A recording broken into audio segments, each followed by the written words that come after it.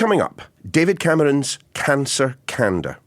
The former PM goes public with his prostate cancer diagnosis and calls for a national screening programme. Hey, it's Sophie and Will from Sky News. Too many headlines, too little time? We get it, and that's why we're bringing you Cheat Sheet. 10 minutes every weekday morning. All the big stories from politics to pop culture, minus the noise. No doom scrolling, no spin, just the stories that matter from two people who live and breathe the news. Cheat Sheet with Ridge and Frost from Sky News. Follow Cheat Sheet wherever you get your podcasts.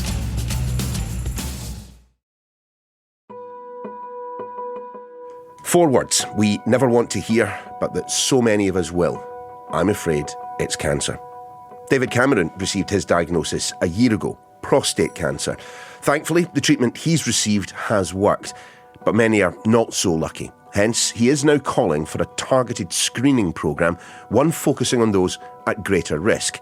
He's certainly not the only public figure to do so, of course. Cycling legend Sir Chris Hoy received a terminal prostate cancer diagnosis recently and is calling for better screening and treatment, as is former Sky News presenter Dermot Murnaghan. To that end, the National Screening Council is meeting later this week to decide whether to recommend that the Health Secretary moves forward with broader testing. And it's not entirely a no-brainer. There are medics and public health experts who suggest blanket screening could be counterproductive. Our science correspondent is Thomas Moore. Thomas, what more do we know about David Cameron's diagnosis? We know that he had been listening to an interview on the radio with Nick Jones, who's the founder of Soho House. And Samantha, his wife, said, look, I think you should go and get some testing. So he did. And he was optimistic all the way through. So he thought there'd be nothing to it. PSA test, the blood test for a protein in the blood that can be released by cancer cells and normal cells too in the prostate. That came back raised, but he then went on and he had an MRI test, a scan, and that too showed there was something there. So he had a biopsy, and ultimately he did have treatment. He had something called focal therapy, which is needles and electrodes which just burn away the cancer cells. Doesn't sound terribly pleasant, but of course, at the end of the day, the main thing, David Cameron is, as far as we are aware, as far as he is aware, healthy, right? Yes, we understand that he's cancer-free, which is very good news indeed. And it is a reminder to all that coming forward for testing and getting treatment early really can be a lifesaver. I mean, prostate cancer, people know cancer. People will have bumped into those. If they haven't had it themselves, then there will be people within their orbit who have had it. But very specifically, prostate cancer. Tell me about it. It is the most common cancer in England, full stop. The most common male cancer in the UK. It is the only major cancer without a screening test. So 63,000 cases in the UK every year.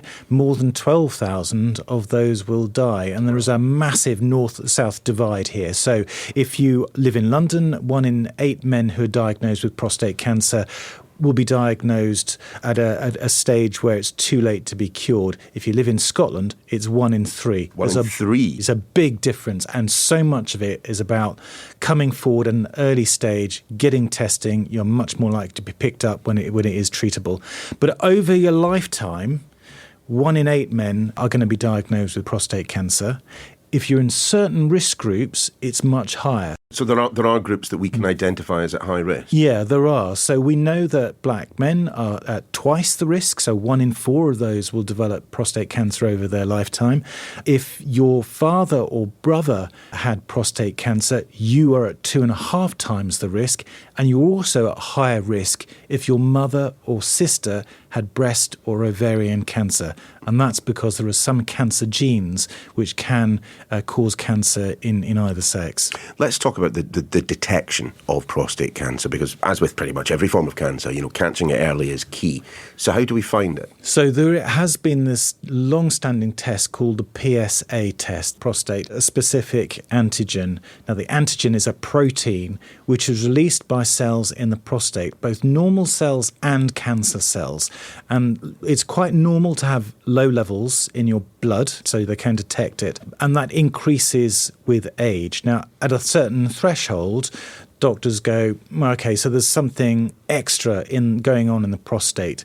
That could be cancer, but it could be lots of other stuff too.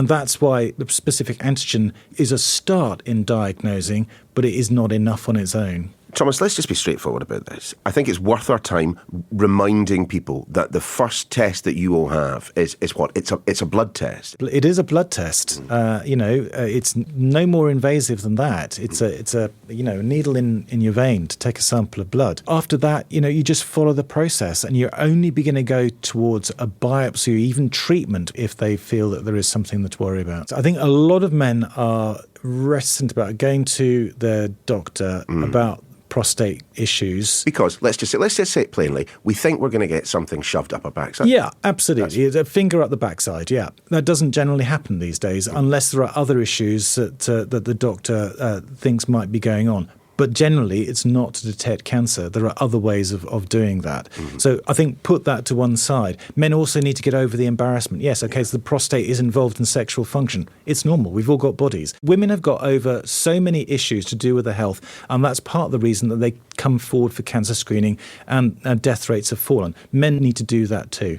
So what exactly is David Cameron calling for then? He's calling for targeted screening, and I think we have to be really careful about this. So your risk increases generally over the age of 50, but there are some men, we've talked about these high-risk groups, for them the risk starts to increase above the age of 45, and they're the ones that we're really talking about when talking about targeted screening. So people who are black, or they have a family history. Thursday, we're expecting a decision from the National Screening Committee. They are the advisors to the Department of Health. So what then happens if they decide to go forward with this in whatever kind of scale, be it a pilot, be it kind of widespread rollout, what happens then? Ultimately, it ends up on Wes Streeting's desk. As the Health Secretary, it's his call. There is obviously a money issue. The NHS is pretty stretched, both in money terms, but also resources, the number of people you need to do all these tests.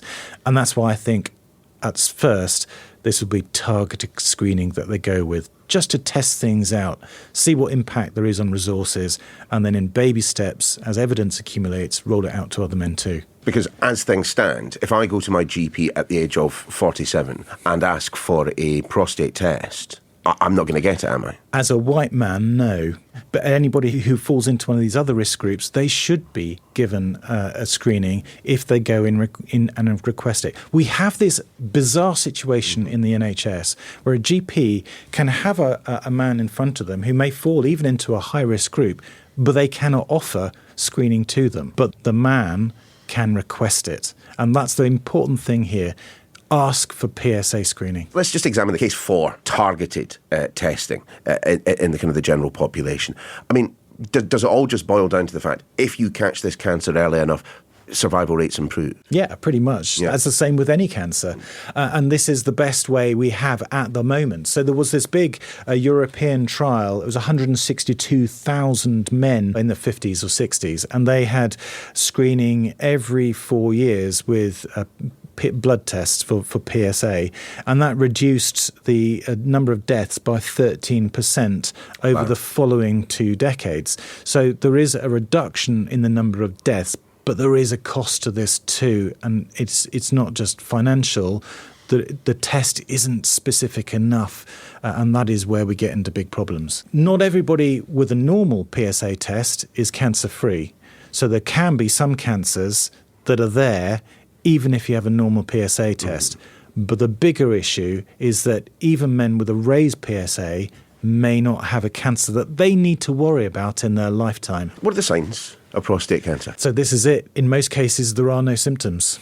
If you have advanced cancer, then they can cause problems peeing and that kind of stuff. But that's not necessarily due to cancer. It could be other prostate conditions as well. And that's why screening is so essential. My understanding of prostate cancer has always been it's not necessarily the fastest developing. You can live with it for a very long time. In fact, the majority of people who have prostate cancer die with it, not from it. That's true, but at the moment, when we haven't got a tool that tells us which are the men with the aggressive cancers and which are the men who can afford to watch and wait. There is a strategy where you'll have regular screening to keep check on what the PSA level is doing, or perhaps even start having MRI scans of the prostate, which obviously gives a very clear picture of what's going on inside the organ. But there is, of course, the parallel example when it comes to the breast cancer screening programme. And there, you increase the amount of people that you are testing, the number of false returns on those tests will increase. The reduction in the number of deaths that I talked about, 13% with PSA testing, that's of about the same level that breast screening or bowel screening would have. But at the moment, the mammography is much better at determining who needs to worry and who doesn't need to worry. You can go and have targeted biopsies. And this is why there is now this new trial which is being started by Prostate Cancer UK. They are looking at combining PSA tests with MRI scans, and the two together are much more specific, much more accurate. They can kind of weed out the men who don't need to worry about it. And even if there is something to worry about it, they can target the biopsy needle much more accurately. Because a biopsy has a low risk of bleeding or infection, they don't want to do it unnecessarily. And that's why having an MRI scan can be so beneficial.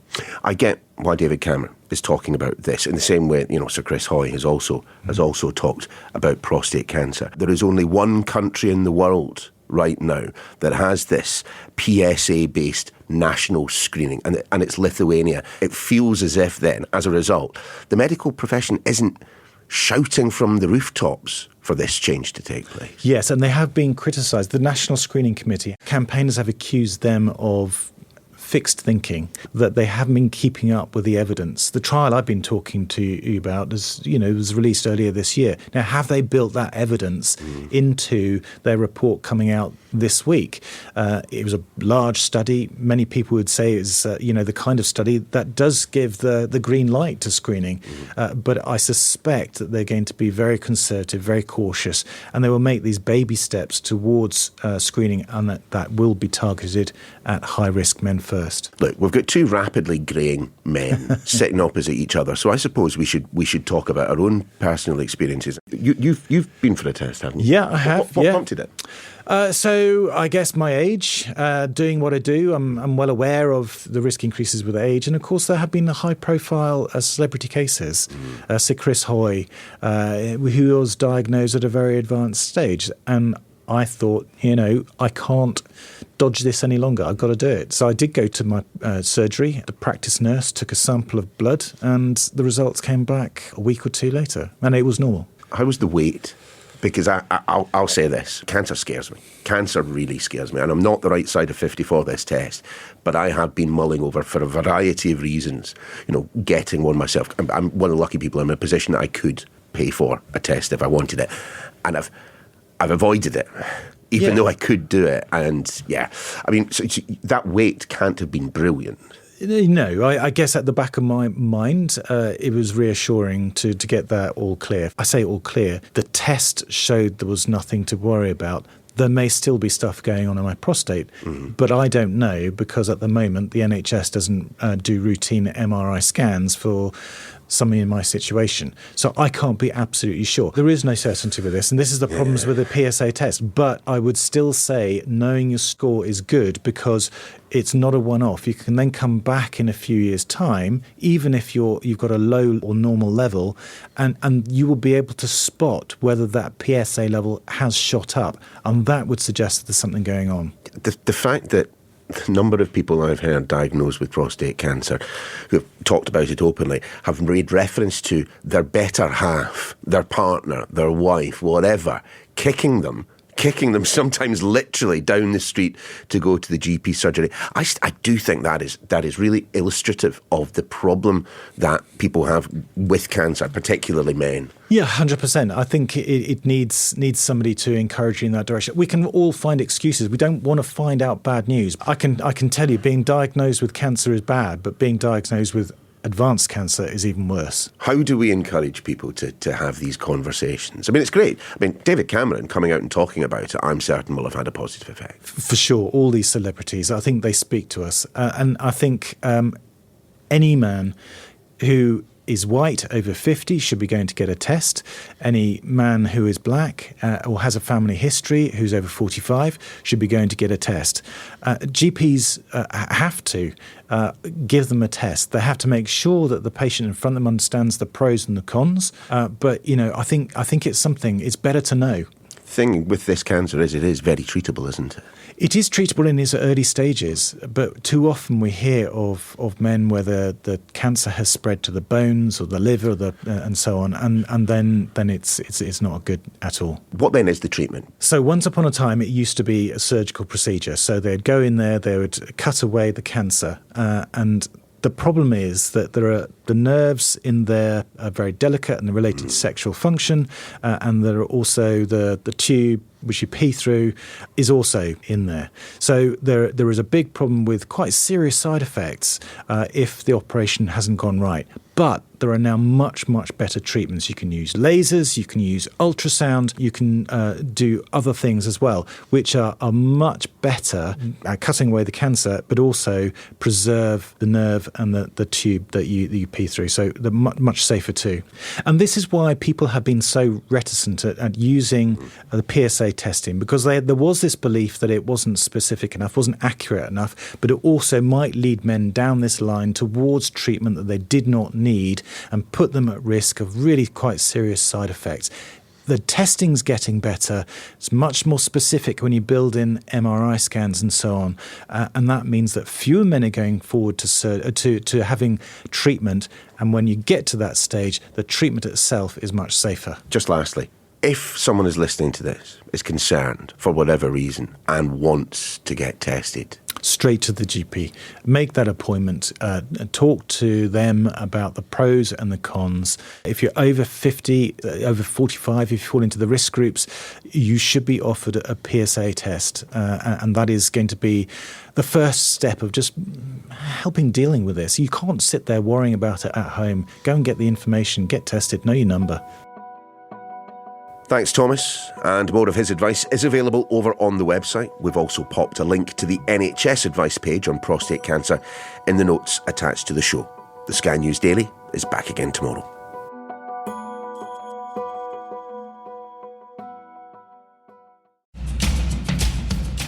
Hey, it's Sophie and Will from Sky News. Too many headlines, too little time? We get it, and that's why we're bringing you Cheat Sheet.